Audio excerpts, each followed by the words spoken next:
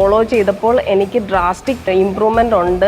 In the sense ഞാൻ സ്നീസിങ്ങിനൊക്കെ daily ഒരു ടാബ്ലറ്റ്, അലർജിക് ടാബ്ലറ്റ് കഴിച്ചുകൊണ്ടിരുന്നായിരുന്നു.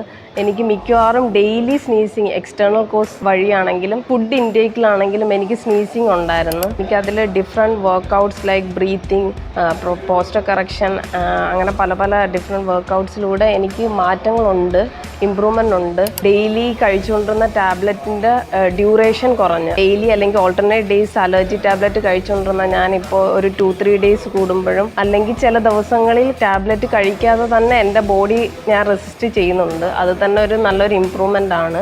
ഇവിടെ എന്ന് വെച്ചാൽ ബാക്കിയുള്ള ജിം പോലല്ല, ഡിഫറെൻറ്റ് വർക്കൗട്ട്സും ട്രെയിനിങ്ങും തന്നെയാണ്. അത് ഞാൻ എൻജോയ് ചെയ്യുന്നുണ്ട്.